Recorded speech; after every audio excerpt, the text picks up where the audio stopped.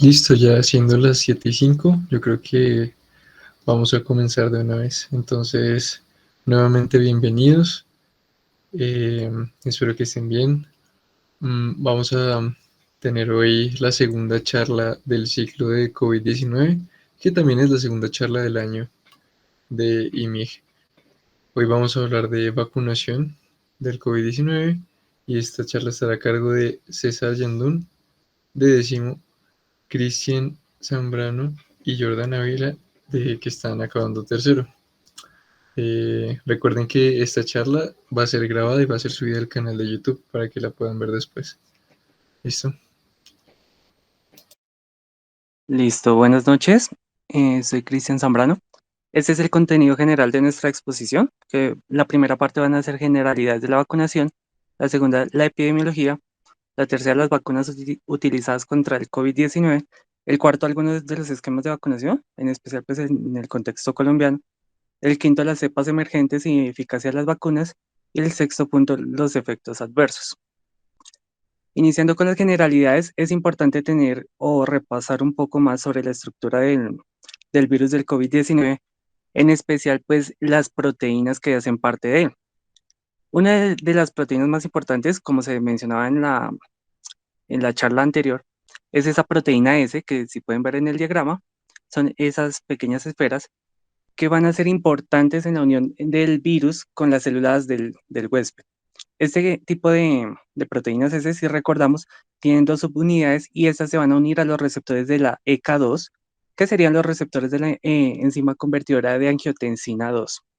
Este es el paso principal para tener en cuenta cómo es el mecanismo por el cual el virus entra a la célula huésped. Es a partir de ahí que se van a seleccionar ciertas partes del virus para determinar cómo crear la vacuna.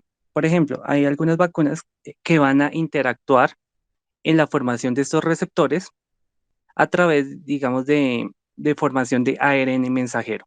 Ese es uno de los tipos de vacunas. Otros tipos de vacunas pues van a tratar de abordar o se van a usar, digamos, partes del virus completo o solo algunas proteínas. Así pues se genera, digamos, varios mecanismos que se hablará pues más adelante en particular con cada grupo. Pero pues es importante tener en cuenta esa estructura mínima que tiene el virus del COVID-19. Ahora, para la formación de las estrategias de vacunación, hay varios aspectos a tener en cuenta para la elaboración de los mismos. La primera es la duración de la protección, teniendo en cuenta que hay unos aspectos inmunológicos eh, que nos van a decir cuánto nos va a durar esa respuesta inmunológica. Más adelante vamos a mirar un poco más de eso. Otra parte es la efectividad por los grupos de población, ya que diferentes vacunas o una misma vacuna puede tener efectos diferentes en ciertos tipos de poblaciones. Por ejemplo, los receptores de la ECA2 tienen una diferencia en la expresión por grupos poblacionales y étnicos, lo cual va a dar, digamos, una efectividad diferente en este tipo de poblaciones. Y es importante tenerlo en cuenta en los estudios que se van a realizar para la formación de estas vacunas. Los efectos adversos ha sido siempre un tema importante en la vacunación, en especial en los temas de reacciones anafilácticas, producto más que todo del excipiente. El excipiente es una parte de la vacuna que no tiene efecto, pero que ayuda a mantener como la parte principal de estas vacunas.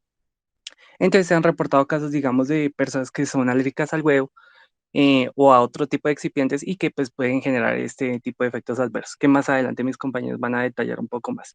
Y la otra es el impacto de la vacunación, los esquemas de vacunación que se van a generar y las dosis de refuerzo, que ha sido muy importante en esta época con el COVID-19.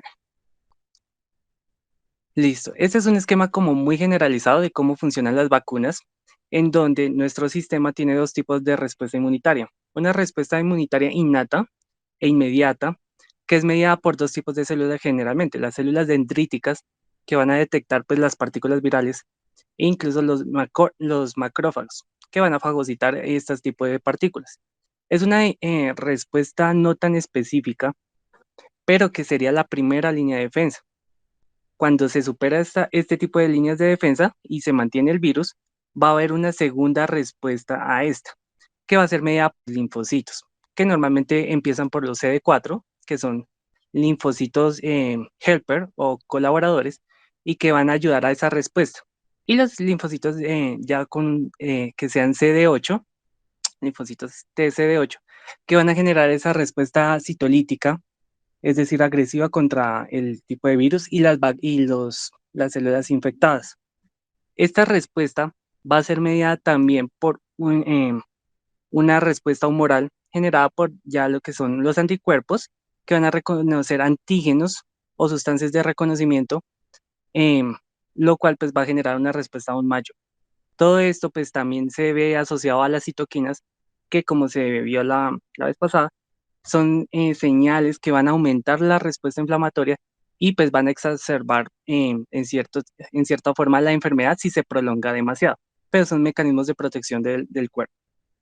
Ahora, cuando se usan las vacunas, lo que se trata es de generar esta respuesta, pero ya más limitada o más controlada. Es decir, no se va a usar el virus completo, sino se puede usar una parte del virus o se puede inactivar el virus, que serían las vacunas de virus vivas, en este caso. Es decir, el virus está vivo, pero se ha inactivado la parte que produce la replicación, o pues también en el caso de, pues, de las bacterias.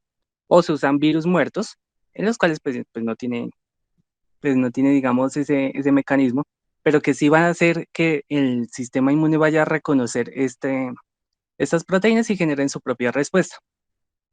Estas vacunas tienen una importancia en cuanto a que se mantienen el tiempo.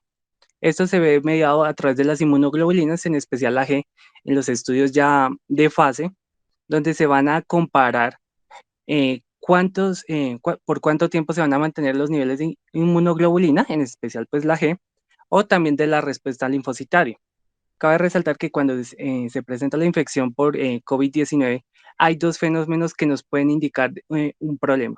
La linfopenia, es decir, una disminución del número de linfocitos, o la eosinofilia, que sería una respuesta compensadora, además de los marcadores de reacción inmediata como la PCR, entre otros.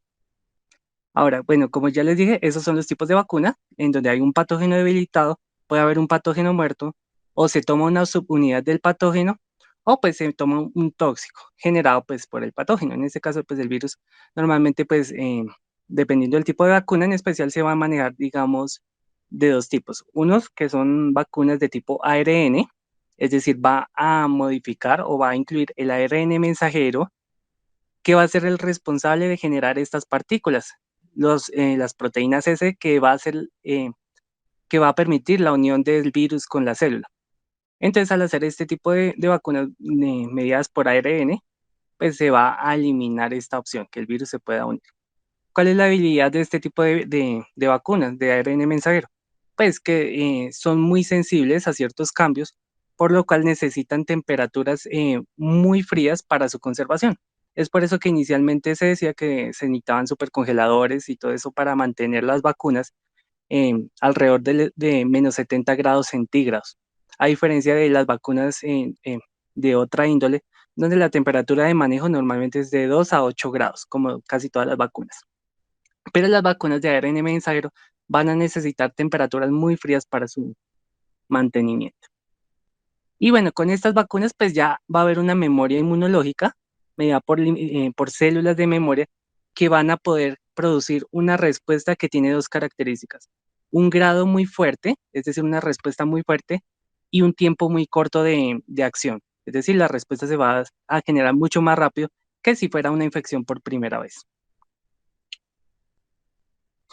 Este es como una línea del tiempo donde muestra cómo han sido los eventos principales. Quiero destacar solo los dos, como los estudios iniciales que iniciaron en marzo del 2020, que fue el estudio de fase 1 sobre vacunas del COVID-19, que pueden ver por acá. Y ya los demás estudios que se van desarrollando buscando una estrategia para generar esa respuesta inmunológica. Los estudios, por ejemplo, de vacunas de ARN mensajero no se dieron en esta etapa, sino que ya venían de tiempo atrás. Es decir, no era una investigación técnicamente nueva, sino que ya se sabía la técnica, sino que se necesitaba era ajustarlo a este virus. Y ese tipo de procedimientos pues toma mucho tiempo. Ya en octubre del 2000, el 15 de octubre del 2020, pues se empezaron a hacer ya más estudios y a ir a fases clínicas mucho más avanzadas, donde se tenían pues los primeros candidatos. El 11 de agosto del 2020, el presidente Putin pues afirma que tiene su primera vacuna, Sputnik 5. Sin embargo, pues este no fue, digamos, adaptado por muchos países porque faltaban, digamos, algunos estudios en esas fases y no tenía ese nivel de certeza. Pero en 9 de noviembre del 2020 se asociaron bueno, se habían asociado dos laboratorios, que era el de Pfizer y el de BioNTech, y generaron esa nueva vacuna a base de ARN mensajero, que es de las primeras que es aceptada y pues que cambió la historia pues del tratamiento y del manejo del COVID-19. Listo, gracias. Para complementar la información que estaba compartiendo el compañero, vamos a hablar un poquito más sobre la epidemiología COVID. Globalmente se han aplicado más de 10.000 millones de dosis de vacunas, lo que implica que cerca del 61% de la población mundial ha recibido por lo menos una dosis contra la COVID-19. Siguiente, por favor. Bueno, ¿y cuál es la vacuna más aplicada? La vacuna más aplicada es AstraZeneca, seguida por Pfizer-BioNTech. ¿Por qué la vacuna AstraZeneca es la más aplicada? Cuando ella tenía antecedentes de trombosis y consecuencias colaterales. Se debe a su relación costo-efectividad, porque, por ejemplo, la vacuna Moderna en Europa cuesta promedio 30 euros la dosis, Pfizer 17 euros la dosis y la vacuna AstraZeneca unos 3 euros la dosis y tiene una efectividad promedio de 75%. De esto vamos a hablar más adelante. Sí, bueno, algo también importante para mencionar es que en Colombia, según el Ministerio de Salud, hasta el 31 de enero hay más de 71 millones de dosis aplicadas. Hay un total de 40 millones de personas vacunadas acá en Colombia, de las cuales 32 millones tienen el esquema de vacunación completo. En términos de porcentaje, el 62,87% de colombianos y de residentes en Colombia se encuentran vacunados contra la COVID-19. Siguiente, por favor. Listo. Y ahora en cuanto a relación a las vacunas usadas contra la COVID-19, vamos a enumerar principalmente estas tres: ARN mensajero, vector viral no replicante y virus atenuado. Son las importantes en nuestro medio, ya que son las que han sido autorizadas para su uso en población colombiana, dentro de las cuales tenemos a las vacunas con tecnología de ARN mensajero, como son la de Pfizer BioNTech, que es una vacuna de ARNM, junto con la de Moderna. A su vez, las de vector viral no replicante, que sería la de AstraZeneca, y la de Janssen, que es de la empresa Johnson Johnson, junto con la vacuna china, muy comúnmente conocida como Sinovac, Coronavac. Esta es una cepa inactivada del virus SARS-CoV-2 y los debatiremos más adelante. Siguiente.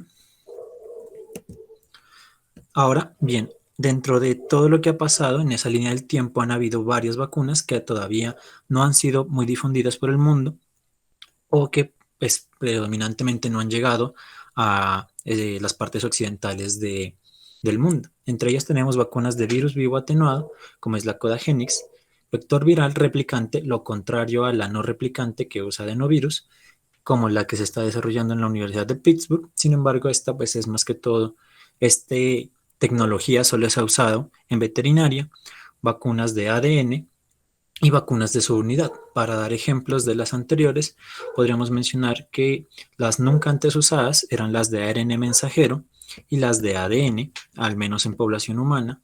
Vacunas de subunidades podemos encontrarlas del virus del papiloma humano, hepatitis B, y vacunas con vectores virales no replicantes, también podríamos encontrar una inicial que es la de ébola.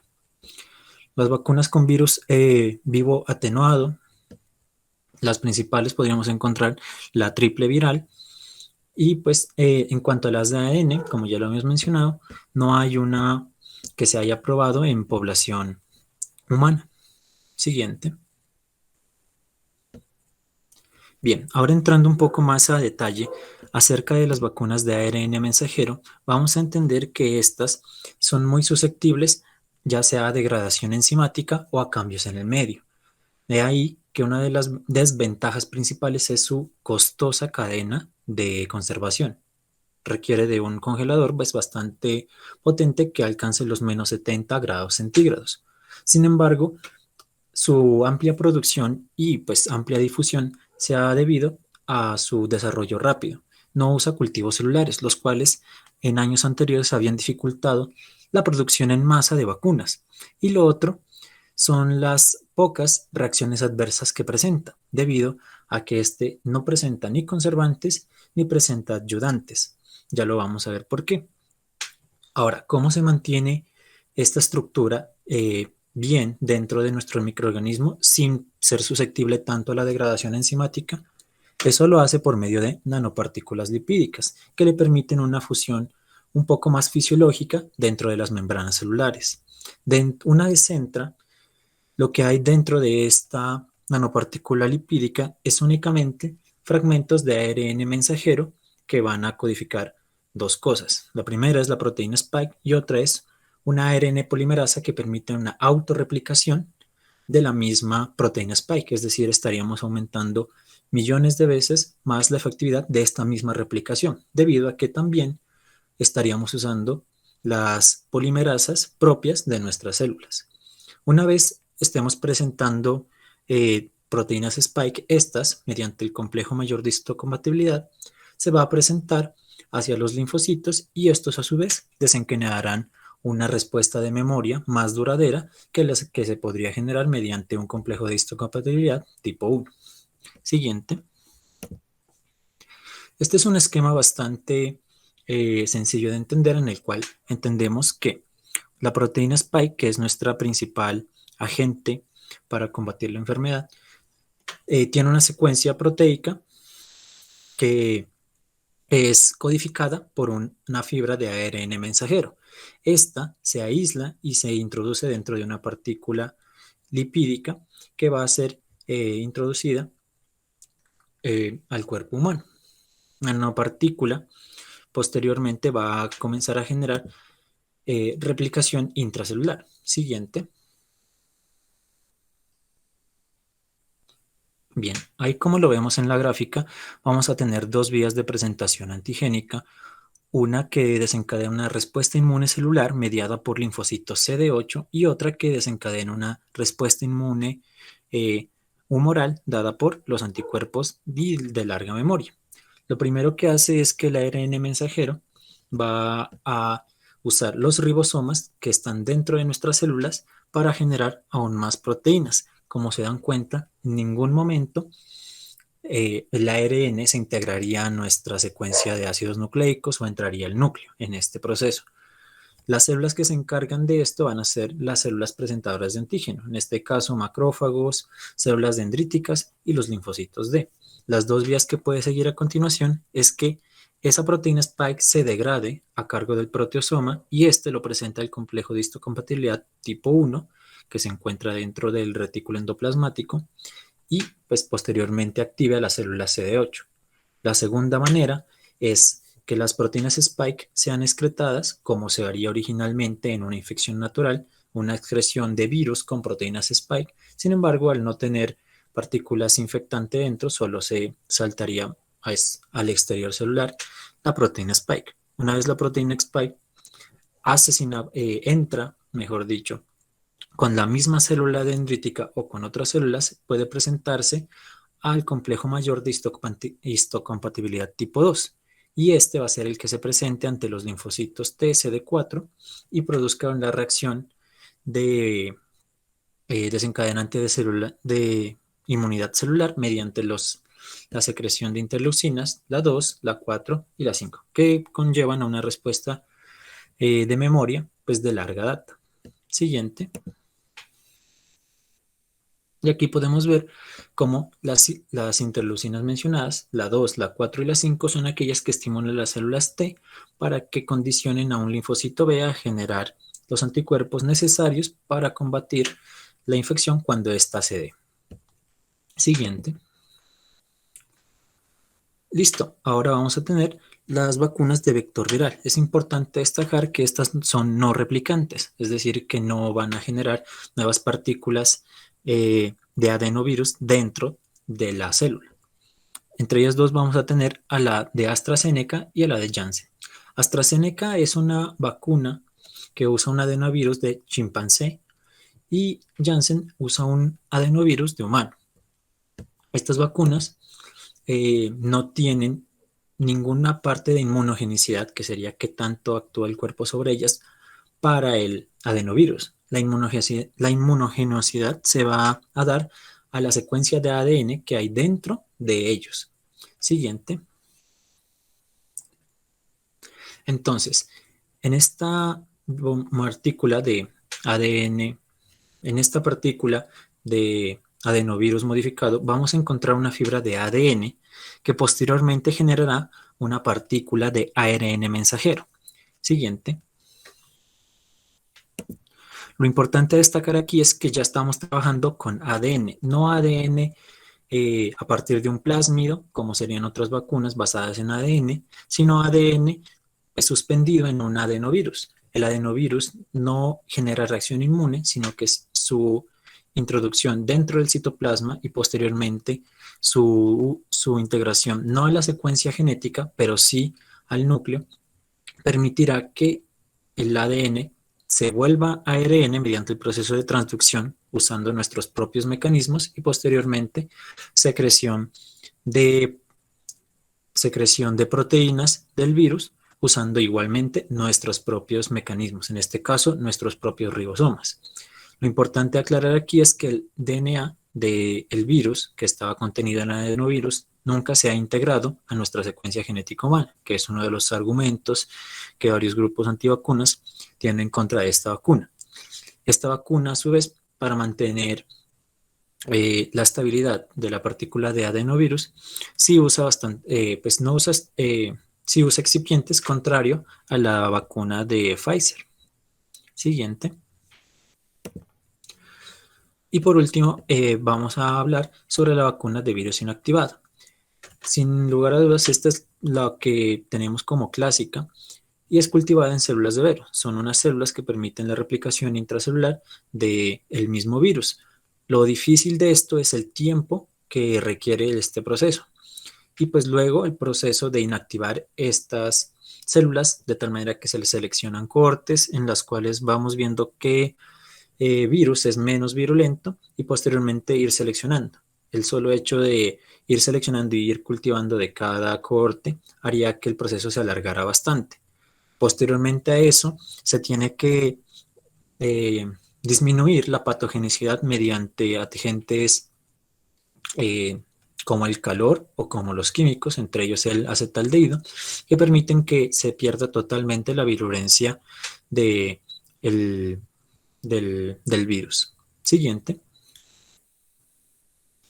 Y estas son ejemplos de otras vacunas que todavía no han sido usadas para coronavirus en nuestra población. Entre ellas tenemos vacunas de ADN que usan se introduce un plásmido a nuestro cuerpo, de tal manera que el plásmido codifica, entra a nuestras células, el plásmido codifica una partícula de ARN y el proceso sería el mismo que los explicados anteriormente.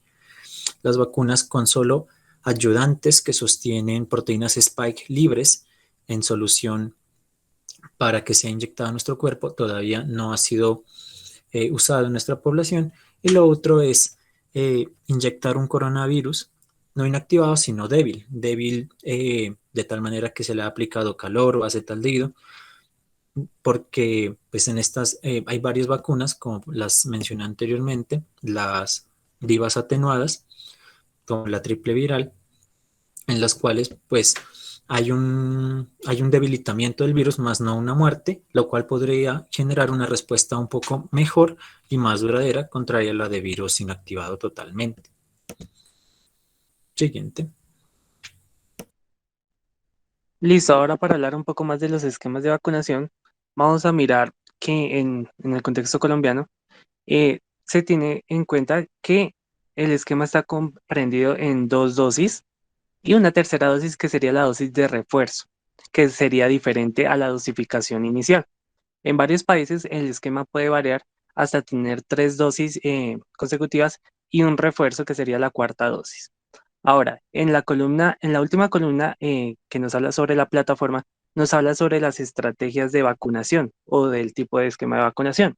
Cuando se habla de una vacunación homóloga, quiere decir que todas las dosis van a ser, se va a usar el mismo mecanismo de acción, o sea, el mismo laboratorio, el mismo tipo de vacuna para todas las dosis. Cuando se habla de la estrategia heteróloga, significa que se van a usar diferentes tipos de mecanismos, se van a combinar en los esquemas de vacunación. Entonces puede que, digamos, use una dosis inicial de Moderna o de Sinovac y luego use otra de AstraZeneca. Sería una plataforma de tipo heteróloga. Es decir, vamos a combinar los mecanismos de acción. Dentro de los estudios se ha observado que este tipo de estrategia pues, ha generado una respuesta incluso mayor que con una estrategia homóloga. Además de eso, al abarcar diferentes estrategias o diferentes mecanismos de vacunación, lo que se va a lograr es que el cuerpo pueda actuar en diferentes circunstancias, no con un solo mecanismo, sino con varios. Entonces, dentro de los diferentes esquemas que hay varias opciones. La primera es que las primeras dosis ya sea de Pfizer, AstraZeneca, Janssen o un virus inactivado que sería el Sinovac. La segunda dosis, normalmente se estaba siguiendo un esquema homólogo, en donde pues la segunda dosis tenía que ser la misma, ¿no? Entonces, si fue la primera dosis Moderna, pues la segunda igual iba a ser Moderna, igual con AstraZeneca. En Janssen solo se planteaba una sola dosis, en Sinovac igual. Pero ya con la tercera dosis, que sería la dosis de refuerzo, ya se empezó a hablar de esta estrategia heteróloga, ya que como hemos visto, pues las estrategias de vacunación han ido evolucionando con el tiempo a través de las investigaciones. Entonces, en la tercera dosis hay dos opciones, una que sea homóloga, es decir, continuar con las dosis de Moderna, o heteróloga, que sería usar otro tipo de vacunas, por ejemplo, como con la AstraZeneca. Cuando es AstraZeneca, pues se puede usar igual, Moderna o AstraZeneca. En la de Janssen, pues ya se puede plantear o que se continúe con la tercera dosis con Janssen, bueno, que en realidad sería la segunda dosis, o la dosis de refuerzo. También se puede usar Pfizer o AstraZeneca. La Pfizer es como la más asequible o la más oportuna pues para combinar con las demás. Y cuando es Sinovac, pues podemos usar Moderna, AstraZeneca y Sinovac. En el caso pues de los niños, usualmente se está aplicando pues cuando son entre 3 a 11 años, se usa pues dosis de Sinovac e incluso los estudios han demostrado que Pfizer sería una buena opción. Actualmente existen otros tipos de estudio que están planteando la idea de usar estos esquemas de vacunación para bebés o para neonatos, pero digamos las respuestas o los estudios pues todavía no se han realizado de la manera más adecuada, por lo cual falta más información. Incluso uno de los aspectos o criterios de la OMS para la aplicación en niños es que los niños sean sintomáticos o que tengan un alto riesgo de desarrollar la infección, por lo cual pues estas estrategias de niños pues se están adoptando pero de manera preventiva. En mujeres embarazadas, pues la estrategia se dice que como no son, digamos, microorganismos vivos, pues no hay necesidad, o sea, no existe ese limitante. E incluso, pues, estas vacunas va a pasar parte de la protección a través de la leche materna, por lo cual va a generar una respuesta inmunitaria pasiva en los bebés, si se llegara a dar. Ok, ahora vamos a hablar un poco sobre las cepas emergentes y las variantes, cómo se producen, por qué, si las vacunas son más eficaces o menos eficaces con estas cepas. Y para empezar, vamos a retomar el concepto que Cristian mencionó al principio. Entonces, el coronavirus es un tipo de virus de ARN monocatenario positivo. ¿Y qué significa que sea un tipo de virus ARN monocatenario positivo? Significa que él puede actuar como un ARN mensajero y se traduce en los ribosomas de su célula huésped. Entonces, él es bastante estable porque él tiene en sus extremos 5' una caperuza y en su 3' una cadena de poli A. Este ARN mensajero codifica para una proteína, la proteína S o proteína spike. Entonces, ¿Por qué es importante esta proteína spike? Como ya lo mencionaron anteriormente, ella es muy importante porque se va a unir al receptor de enzima convertidora de angiotensina 2. ¿Y en dónde se encuentra este receptor, esta proteína? Se encuentra en las células endoteliales en su parte apical. ¿Y por qué es una enfermedad respiratoria principalmente? Porque este receptor de ECA2 se encuentra muy robustamente dentro de los cilios móviles de los epitelios de la vía aérea. Entonces, cuando entra el virus SARS-CoV-2 en su fase temprana o inicial, va a atacar a estos receptores principalmente. Bueno, ahora sí, teniendo esto claro, puedes pasar la siguiente, por favor. Gracias. ¿Cómo aparecen estas variantes o estas cepas? Hay que comprender el genoma del SARS-CoV-2. Entonces, las cepas resultan de mutaciones de este virus durante la replicación viral. Entonces, una mutación puede ser una deleción, una sustitución o una inserción en una secuencia de pares de bases comparada con la secuencia normal del virus. Las mutaciones que ocurren exactamente en la proteína spike pueden afectar la eficacia de las vacunas. ¿Y por qué? La proteína spike tiene dos dominios, dos lugares muy importantes. El primero es el dominio N-terminal o con las siglas NTD, que tiene un papel fundamental a la unión o attachment de la unión de tanto la proteína como a la enzima convertidora de angiotensina 2. Cuando se muta este dominio N-terminal, lo que hace es afectar la capacidad de neutralización de los anticuerpos. Y también su otra parte, que es el dominio receptor obligatorio, también puede afectar como ya no la neutralización, sino también la unión a este K2. Entonces las vacunas lo que hacen es dirigirse a estos dominios para formar un complejo, no sé, dominio N-terminal más el anticuerpo. Entonces cuando se forma ese complejo, lo que hace es prevenir cambios conformacionales en la proteína spike y lo que hace es bloquear la fusión de las membranas y la entrada viral. Siguiente, por favor. Un apunte importante es tener en cuenta cuál es la mutación más frecuente del SARS-CoV-2 a nivel mundial. La mutación más frecuente es la mutación D614G y esta cambia un ácido aspartico por una glicina en la posición 614. ¿Y por qué es importante de que sea la más frecuente o en qué afecta? Lo que pasa es que esta mutación produce una mayor capacidad de infección y una mayor carga viral. Entonces, los anticuerpos que se dirigen a la unión del dominio receptor obligatorio también pueden afectar o competir por este receptor AC2, lo que también puede resultar en una neutralización del virus. Siguiente, por favor. Ahora sí, vamos a hablar sobre las cepas emergentes teniendo esto en cuenta. Lo primero es que hay dos clasificaciones. La primera la da el Centro de Control y Prevención de Enfermedades, que clasifica las variantes o cepas de acuerdo a qué tan infecciosa es, que si disminuye los anticuerpos generados por vacunación o por infección o por reinfección, que si tiene tendencia a agravar por tasas de mortalidad o que tenga comorbilidades.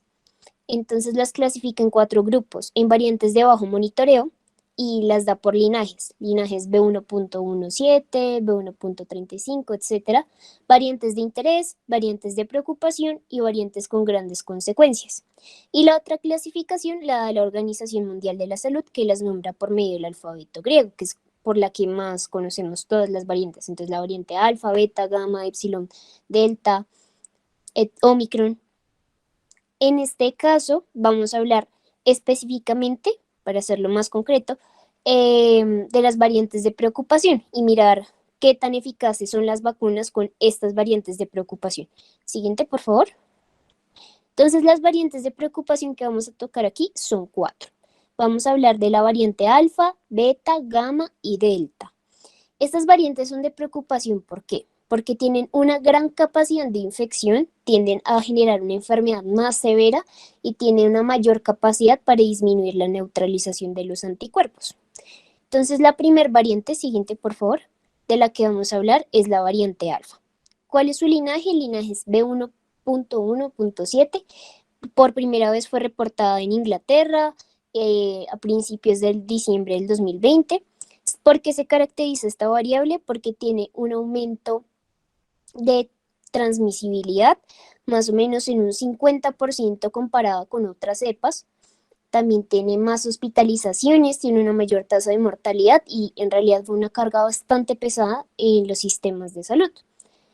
Con respecto, como ya lo mencioné, además de tener una tasa de más del 50% de transmisión, tiene también una mayor carga viral nasofaringea.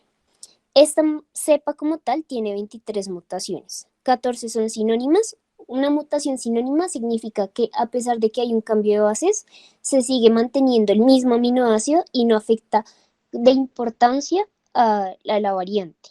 Pero tiene 6 que no son sinónimas, 3 que son de lesiones, de las cuales hay una que hay que prestarle mucha atención, que es la N501Y, que cambia una asparagina con una tirosina.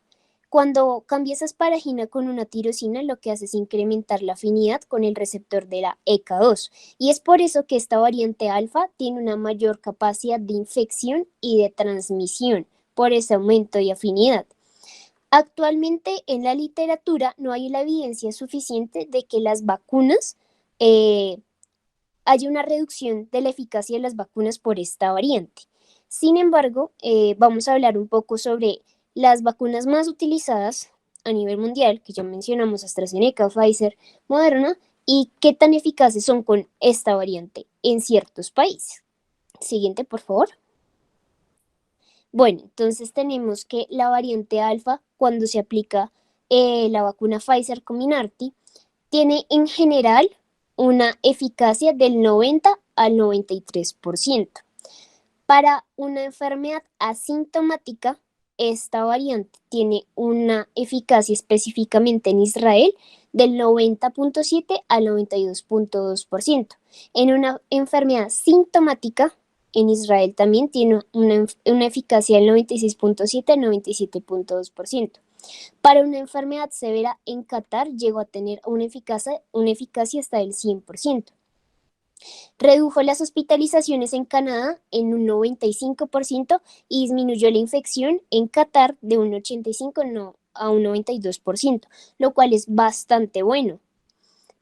Para el caso de la vacuna Moderna, no sé, en la literatura no se encontraron como los suficientes datos para determinar una eficacia en general. Sin embargo, en Canadá, para la enfermedad sintomática por el SARS-CoV-2 se logró un 92% de eficacia.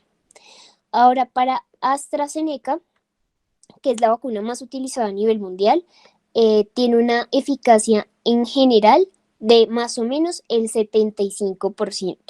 Redujo las hospitalizaciones con 2 dosis de AstraZeneca en Canadá en un 94%. La enfermedad sintomática con una sola dosis redujo en un 43.6 hasta un 84% y con las 2 dosis un 66%. Y no se tienen los datos suficientes para pues, definir si la infección disminuyó o no. Siguiente, por favor. Ahora, para la vacuna de Johnson, en este caso de la variante, no se tuvo los suficientes datos para saber si pudo disminuir más o menos en enfermedades severas o sintomáticas, pero esta vacuna tuvo una eficacia en general de un 70%, lo cual es bastante positivo. Y Novavax tuvo una eficacia en general de un 86% y para enfermedades sintomáticas más o menos de un 71 a un 93%. Siguiente, por favor. Listo. Ahora vamos a hablar de la variante beta. La variante beta fue inicialmente detectada en diciembre del 2020 en Sudáfrica y en Sudáfrica es la más predominante, es donde más tú vas a encontrar beta. Tiene unas altas tasas de transmisión, aunque pues no hay una evidencia suficiente de que a pesar de que es muy transmisible, sea como más severa con la enfermedad o que sea un poco más infecciosa. Esta tiene menos mutaciones que alfa, tiene unas 13 mutaciones, pero 12 son sinónimas y una es una de lesión. Y esa de lesión, el 77% se encuentra en la proteína Spike. Aquí hay una mutación de importancia que es la mutación E484K en el dominio receptor obligatorio, que está asociada con una menor eficacia con la vacuna. Entonces, recordemos que el hecho de que se nos mute el unión, ese dominio de receptor obligatorio hace que haya una mayor afinidad con ICA2. Entonces, hace que ese virus sea más efectivo y que también pueda escapar a esa neutralización de anticuerpos. No, lo que mencioné anteriormente, a pesar de que es más transmisible y sea una cepa dominante en cierta población, no demuestra que la enfermedad sea más severa, pero sí evade la inmunidad por estas mutaciones. Ahora, sobre las vacunas, siguiente, por favor. Aquí, a comparación de la alfa, hay una eficacia del 75% con Pfizer, porque con Pfizer nos cubría un 93%, en la variante alfa acá nos cubre un 75%. Para enfermedades sintomáticas también disminuye un poco. En Canadá, con las 2 dosis Pfizer, para las enfermedades sintomáticas nos demuestra una eficacia del 84%. Para la enfermedad severa, en Qatar y en la variante alfa, Pfizer nos demostraba una capacidad hasta del 81 al 100%. Acá demuestra hasta del 92 al 99.5%, lo cual es bastante similar y bastante bueno. También disminuyó de manera importante la capacidad de hospitalización en un 95% con las 2 dosis. Con Moderna hubo una reducción en los anticuerpos por la mutación, sin embargo sí hubo una eficacia en general de más del 90%. Y para las enfermedades sintomáticas con solo una dosis con Moderna nos daba una eficacia del 77%. Para AstraZeneca, en la variante beta, nos mostraba una eficacia del 89% con solo una dosis, y con 2 dosis no hay como el suficiente datos en la literatura para poder definirlo. Redujo de manera importante la capacidad de hospitalización, aunque esta enfermedad no es severa. Siguiente, por favor. En el caso de Johnson, en la variante beta, tuvo una eficacia en general de hasta un 70%. Y en Novavax nos mostraba una eficacia del 85.6%, como un 4% menos de lo que era la variante alfa. Listo. Siguiente, por favor. Ahora vamos a hablar de la variante gamma.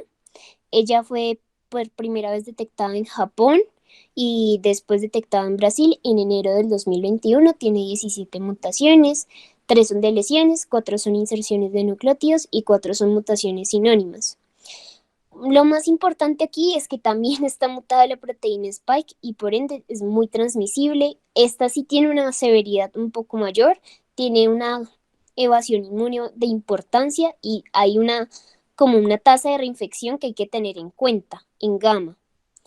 También aquí también se encuentra la mutación E484K, entonces como mencioné anteriormente, esto reduce la eficacia de la neutralización tanto de personas que han sido reinfectadas por COVID como aquellas que han sido vacunadas. Recuerdo al porcentaje siguiente por favor, de protección por Pfizer. Para la variante gamma no se encuentra como los suficientes datos en la literatura en general para determinarlo. Sin embargo, para una eficacia de enfermedades sintomáticas de que no sea tan severa, hubo un 84% en Canadá, lo cual es bastante positivo y redujo las hospitalizaciones en un 95%. En el caso de Moderna, sí redujo en un 2.6% la capacidad de neutralización de los anticuerpos, y para enfermedades asintomáticas y sintomáticas también demostró una eficacia bastante. Bueno, en el caso de AstraZeneca, AstraZeneca lo que nos demostró fue que tiene un porcentaje de eficacia en general de un 89%. En Canadá, con una sola dosis podía prevenir como los síntomas en un 48% y redujo las hospitalizaciones en un 83% con una sola dosis en esta variante. Siguiente, por favor. En el caso de Johnson, demostró que una eficacia en general de un 68%, un poco más baja que en la variante beta, y también demostró que para prevenir una enfermedad severa, una eficacia hasta el 99.7%. Ya, siguiente, por favor. Y ya, ahora sí llegamos a una de las variantes de más preocupación de lo que fue el 2021 y 2020 y actualmente la variante Delta. La variante Delta por primera vez fue detectada en India. Contiene 3 sublinajes, pero el sublinaje más importante es el B16172. Es demasiado infecciosa, muy contagiosa y evade la inmunidad mejor que cualquiera de las otras variantes. De hecho, la vacuna realizada en India, que es la Covaxin, fue ineficaz para esta cepa específicamente, la evade completamente. Causa una enfermedad grave. Esta cepa es de mucha importancia. Tiene un mayor riesgo de hospitalización y severidad. Tiene una mayor velocidad de contagio con las personas que no están vacunadas. De hecho, una sola dosis de la vacuna no es tan eficaz como 2 dosis o 3 dosis para esta variante específicamente. Los anticuerpos también son menos efectivos. Se encontró que cerca del 70 al 80% de los vacunados, la vacuna no fue tan eficiente para neutralizar esta cepa. Y para las personas que se han infectado y reinfectado por COVID, el 50% de los estudiados fue menos efectivo en comparación con variantes anteriores. Hay una variante además que se llama la Delta Plus, que tiene una resistencia a un tratamiento monoclonal, que es de importancia mencionarlo. Ahora vamos a ver, con lo que ya mencioné, qué tal son las vacunas para proporcionar eficacia con esta variante. Siguiente, por favor. Bueno, en el caso de Pfizer, el caso de la variante Delta demostró como una de sus eficacias más bajas, de un 75%. Lo curioso es que con una sola dosis sí alcanzó a demostrar una eficacia del 88%, pero no por un trayecto largo, más o menos de 15 días, demostraron los estudios.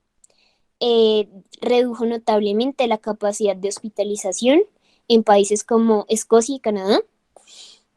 En el caso de Moderna, no hay la suficiente información para definir una eficacia en general, pero en Canadá, para disminuir los casos de enfermedad sintomática, hubo una eficacia del 72%. Y AstraZeneca sí nos demostró una eficacia en general del 53 al 66%. Además que con una sola dosis de AstraZeneca hubo una disminución, o sea, hay menos probabilidad de que un paciente se hospitalice de un 58 a un 83%. Siguiente, por favor. Y para el caso de Johnson, una eficacia en general del 60% y no hay como los datos suficientes aún recolectados o más bien como resumidos en la literatura para definir si la enfermedad sintomática y la enfermedad severa, cuánto nos puede ayudar a reducir en esta cepa en específico. Siguiente, por favor. Listo, y para finalizar vamos a hablar de los famosos efectos adversos. Ya lo habíamos mencionado con anterioridad, hay algunos efectos adversos más prevalentes que otros y sobre todo hay uno que más se ha visto incluso en pacientes hospitalizados, que serían reacciones de anafilaxia y las reacciones de miopericarditis. Sin embargo, hay efectos comunes para estas vacunas. La vacuna de Pfizer tiene efectos comunes que generan usualmente casi todas las vacunas en sus primeros 24-48 horas de inoculación. Las primeras pueden ser fiebre, escalofríos, fatigas, mialgias y dolor de cabeza. Respecto al tratamiento de esto, se recomienda se trate una vez se desarrollen síntomas, ya que en ocasiones hay personas que se toman el acetaminofén, naproxeno, ibuprofeno antes de que se inoculen y pues muchas veces no tienen el mismo efecto que si se tomara cuando ya hay una reacción inflamatoria cuando hay una reacción inflamatoria en el cuerpo. Los raros se definen como por encima del millón. Estamos hablando de 5 casos por 1 millón de personas a las cuales se le ha puesto la vacuna y una anafilaxia muy escasa debido a que estas vacunas no tienen coadyuvantes que le permitan inmunogenicidad añadida. La miopericarditis y pericarditis son bastante iguales tanto en Pfizer como en Moderna. Siguiente. Igualmente la anafilaxia es menos la vacuna de Moderna. Sin embargo, la pericarditis sí se mantiene con la cifra de 16 por 1 millón de habitantes, y la población a la cual se le achaca esto es a los pacientes jóvenes, especialmente a los menores de 40 años. No se sabe muy bien el comportamiento en niños, ya que recientemente se ha autorizado su uso en esta población pediátrica. Siguiente. Ahora bien, veamos un poco algo de qué pasa con estos pacientes. Aquí les traigo uno de los reportes de caso, ya que la inmunogenicidad o la fisiopatología de estas reacciones no se conoce muy bien. No se sabe si es un mimetismo, si es una reacción cruzada, si es una reacción tardía, pero sí hay un patrón que siguen casi todos los pacientes. En este caso estamos hablando de 2 pacientes. Los 2 fallecieron, no tenían comorbilidades asociadas. En el caso estamos hablando de unas placas de histología con un infiltrado linfocitario, y pues el reporte del caso clínico dice así: son 2 adultos que inicialmente no tenían síntomas de COVID, se les vacunó y tuvieron una miocarditis fulminante, pero esto fue no al momento de la vacunación, sino 2 semanas después, desde los 15 hasta los 21 días, desde los 15 hasta los 21 días. El problema de esto es que no se le hicieron pruebas de PCR para cualquier otro virus, salvo los de COVID, porque pues estaban en el contexto de una pandemia, para aislar un influenza, un parainfluenza, un Coxsackie, y era lo que el mismo autor del artículo reflexionaba. No sabemos si esta miocarditis fulminante fue por la vacuna y por la reacción inflamatoria que generó, o fue por otro virus que estaba concomitante a esta inyección. Es de lo que pues técnicamente él se arrepentía y decía en su caso. Siguiente. Listo. Y acá encontramos uno más cercano a nosotros, por así decirlo. Esta es de la revista de Cardiología Española y habla de una miocarditis por la vacuna de Pfizer. Entonces el caso clínico relataba a un varón de 39 años. Él tenía una cosa, y es que era un paciente atópico, tenía asma, tenía rinitis alérgica, y pues no decía que las vacunas le caían mal, simplemente decía que él era muy alérgico a muchas cosas, varios alimentos. Él sobrevivió, la pericarditis fue leve y lo que se pudo ver son sus elevaciones de segmentos STs con cavidades superiores, características de una pericarditis. ¿Sí? No sé si ahí se puede ver, más o menos en la B5 y en la B6 se ve la concavidad que les quiero mostrar. Este caso terminó bien y el tratamiento no se usó inmunoglobulinas ni corticosteroides, únicamente AINES y vigilancia clínica, dado el dolor pleurítico, dolor torácico de alta intensidad que presentó en un inicio. Siguiente. Eso. Y aquí podemos ver la resonancia magnética que mostraba ese edema entre el miocardio y el pericardio, dado la respuesta inflamatoria que presentaba el paciente.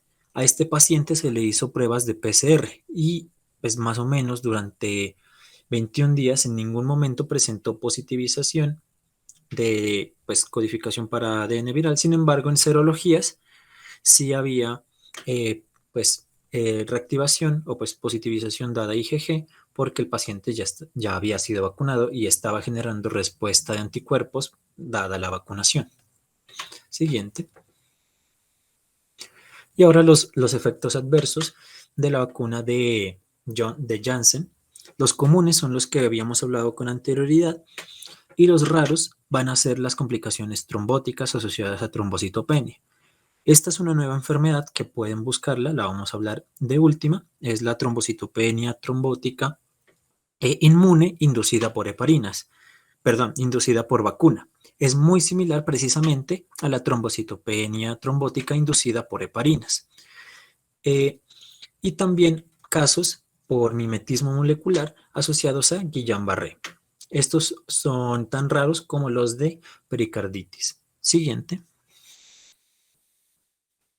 A su vez, también tenemos las complicaciones de AstraZeneca, que en varios artículos reportan que son bastantes, pero es precisamente por el hecho de que es la más aplicada en todo el mundo, la que pues técnicamente es la que más disgusto se le ha tenido con los efectos adversos, ya que generan efectos fulminantes, sobre todo asociados a daños en el sistema nervioso central con secuelas pues severas, debido a que uno de los efectos o pues lugares de trombosis característicos de esta es la trombosis del seno venoso. Esta también se ha asociado a síndrome de Guillain-Barré y pues en varios estudios estaban comprobando por qué estas dos vacunas, si tienen adenovirus, la una de chimpancé y la otra de humano, están generando estos efectos. La cosa decía que inicialmente se decía que iba a ser enfocado al adenovirus. Sin embargo, la vacuna rusa, que también usa un adenovirus, no ha sido tan asociada a estos efectos. Entonces, se ha ido descartando un poco esto. Siguiente. Y pues vamos a hablar finalmente de la trombocitopenia trombótica inducida por la vacuna. Los elementos de este artículo, es una revista de Uruguay, indican que ellos no tenían un elemento importante para la confirmación diagnóstica de este, que son los anticuerpos contra el complejo PFT, que es el mismo que se tiene para diagnosticar la trombocitopenia por heparinas. Ahora explicamos un poco el nombre. Hay una trombocitopenia dada valores de plaquetas menores a 20.000 y hay trombosis, entonces es como algo paradójico. Lo que pasa es que hay una disminución en el recuento de plaquetas porque hay una activación anómala de las plaquetas en otros lugares que no han sido examinados y estas se acumulan haciendo el equivalente a trombos. Acumulo plaquetas, si las plaquetas no fluyen hacia donde yo tomo la muestra, habría una falsa sensación de que faltan plaquetas. En ese momento nos preguntamos por qué hay una activación anómala. La activación anómala se debe a compuestos, pues a complejos de inmunoglobulina G que actúan sobre las mismas plaquetas y generan una activación intravascular sin ningún desencadenante. El único desencadenante que se ha visto asociado a todos estos casos es precisamente una secuencia temporal, que entre los 4 días a 20 días que se le ha puesto la vacuna a una persona genera estos trombos. Los trombos se pueden generar en el sistema nervioso central, en senos, en la vena esplénica y pues como trombosis venosa profunda. Por eso es que se hacen estudios de imágenes para confirmación de los trombos. Se hace el examen de un hemograma para ver la trombocitopenia y con lo que cursan usualmente es con un dímero D elevado, sin embargo un fibrinógeno normal y pues que incluso puede estar descendido. Ahora, que ya sabemos que este es un fenómeno inmunológico, no es la clave el tratamiento con una transfusión directa, sino que vamos a ir contra lo que está generando estos síntomas, que sería contrarrestar nuestro sistema inmune. ¿Cómo? Se puede hacer mediante inmunoglobulina intravenosa y los agentes anticoagulantes deben ser no heparínicos, ya que estaríamos haciendo un símil con la trombocitopenia trombótica inducida por heparinas, ¿sí? Entonces, la conclusión es no administremos plaquetas pese a que veamos un recuento bajo de plaquetas y no administrar como tal una heparina ante estas mismas, porque es una reacción similar a la que se produce con las heparinas. Y pues la cosa que muchos se preguntan es si yo tengo algunas patologías que pueden generar trombos, ¿es correcto aplicarme AstraZeneca o esta vacuna? Los estudios indican que no hay relación. Muchos pacientes de los menores de 60 años no tenían ninguna trombofilia, por así decirlo, o eventos protrombóticos precipitantes que dijeran, este paciente tuvo una cirugía mayor, tiene un cáncer, que son protrombóticos, pero muchos de los vacunados no tenían esas patologías y simplemente, dada respuestas inmunológicas propias de la persona, es que presentaron estas reacciones.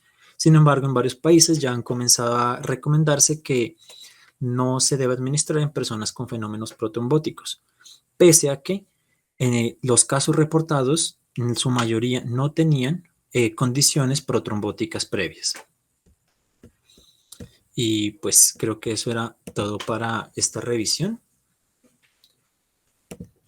Si hay alguna pregunta, estamos atentos para lo que necesiten. Muchas gracias.